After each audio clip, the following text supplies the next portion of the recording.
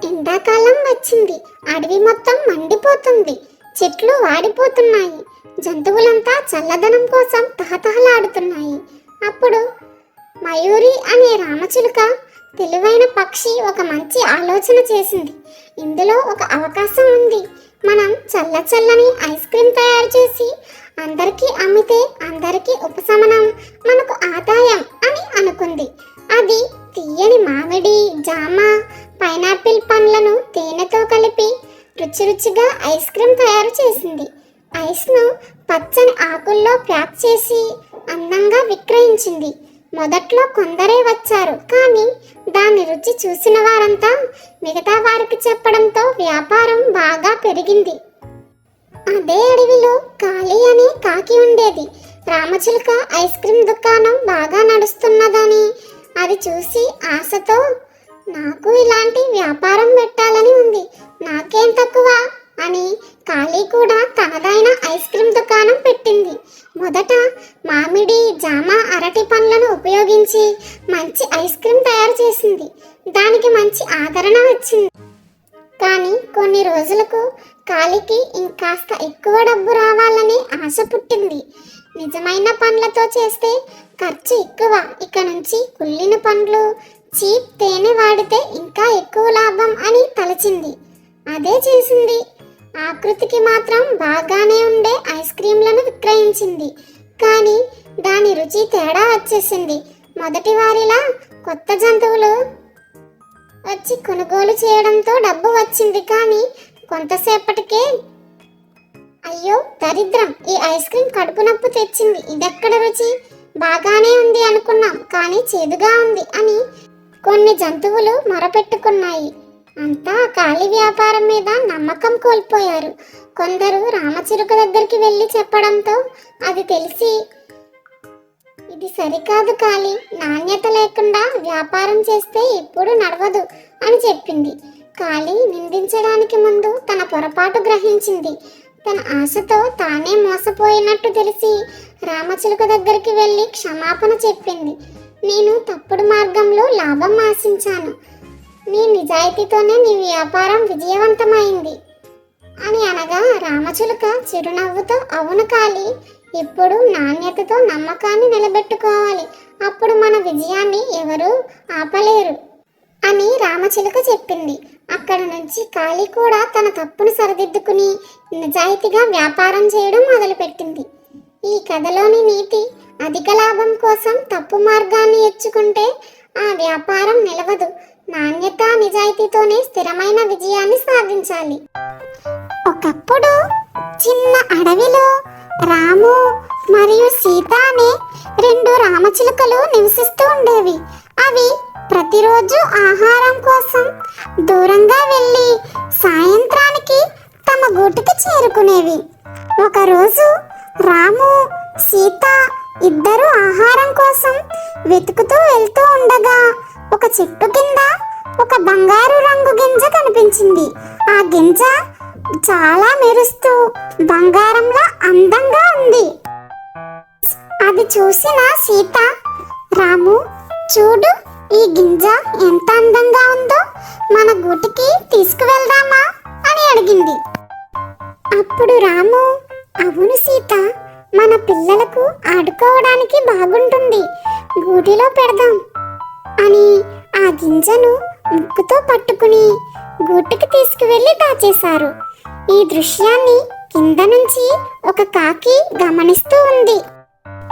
కాకి మనసులో, ఒరేయ్, రామచిలుకల గూటిలో బంగారు గింజ ఉంది, అది మనం దొంగలిస్తే ఎంత బాగుంటుందో అనుకుంది. అర్ధరాత్రి రాము, సీత నిద్రపోతుండగా కాకి గూటి వద్దకు వచ్చి గింజను దొంగతనంగా తీసుకెళ్ళబోయింది. కానీ ఆ సమయంలో గూటులో ఉన్న గింజ నుంచి ఒక్కసారిగా చిమ్మ చిమ్మ అనే చప్పుడు వచ్చింది. కాకి భయపడి, ఇది ఏమిటి, ఇదెక్కడి నుంచి వస్తుంది అని ఆలోచించింది. అది గింజ కాదు, మాయా గింజ.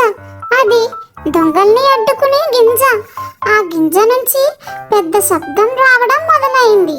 ఆ శబ్దం విని రాము సీత నిద్ర లేచారు. రాము, ఏం శబ్దం ఇది? ఎవరో మన గింజను తాకినట్టుంది. రాము సీత ఇద్దరూ కాకిని చూశారు. అప్పుడు కాకి ఇలా అంది, క్షమించండి రాము సీత, నేను దొంగతనానికి ప్రయత్నించాను. ఇక నుంచి నేను ఎవరి దానిని తీసుకోను అంది. అప్పుడు సీత, నువ్వు ఇలా చేయకూడదు కాకి. ఇతరులు దానిపై ఆశపడి దొంగలిస్తే ఎప్పటికీ శాంతి ఉండదు అని అంది. రాము కూడా, అవును కాకి, మనం కష్టపడి తెచ్చుకున్నదే మనకు ఆనందాన్ని ఇస్తుంది అని అన్నాడు. కాకి తలదించుకుని అక్కడి నుంచి వెళ్ళిపోయింది. మరికొన్ని రోజులకు రాము సీత ఆ గింజను మట్టిలో నాటారు. రోజు నీళ్లు పోసి జాగ్రత్తగా చూసుకున్నారు. కొద్ది రోజులకు అక్కడ చిన్న మొక్క మొలిచింది. కొన్ని నెలల తర్వాత ఆ మొక్క పెద్దదై అందమైన పండ్లు వచ్చాయి. ఆ పండ్లు కూడా బంగారు రంగులో మెరిసిపోయాయి. అప్పుడు రాము సీత ఇలా అనుకున్నారు, చూడు, మనం కష్టపడి పెద్ద చేసిన మొక్క మనకు బంగారు పండ్లు ఇచ్చింది. కష్టపడితే మంచి ఫలితాలు వస్తాయి.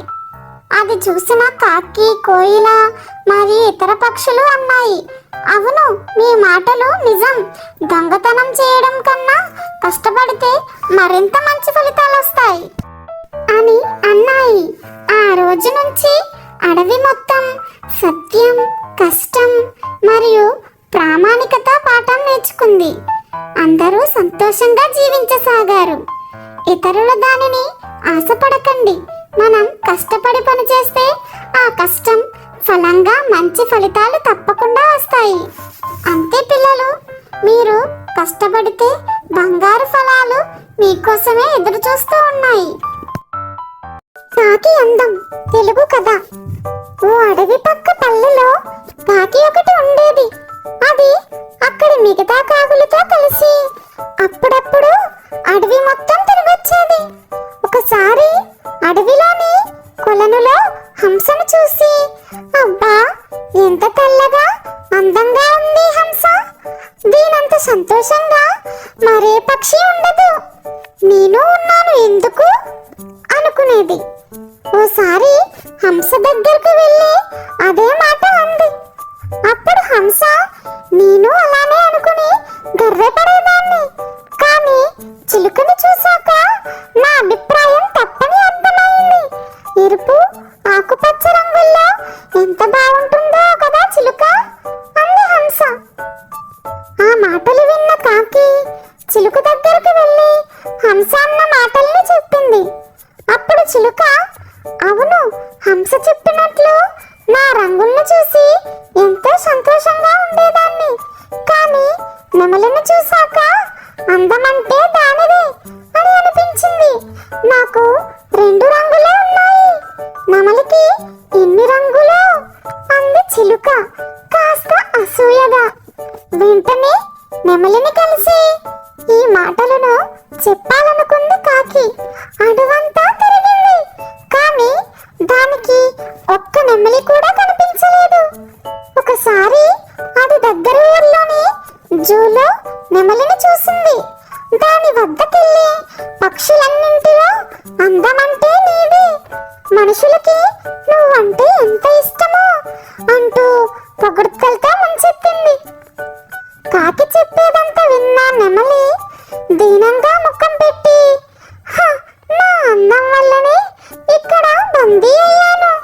అడవిలో ఉన్నంత వరకు వేటగాళ్ళకి భయపడి దాక్కుంటూ తిరగాల్సి వచ్చింది. చివరికి వాళ్ళ చేతికి చిక్కి ఈ జూలో పడ్డాను. ఇక్కడికి వచ్చాక కాకి కంటే స్వేచ్ఛాజీవి మరొకటి లేదు కదా అనిపిస్తుంది. ఇక్కడ దాదాపు అన్ని పక్షుల్ని బందీగా పెట్టారు, ఒక్క మీ కాకుల్ని తప్ప.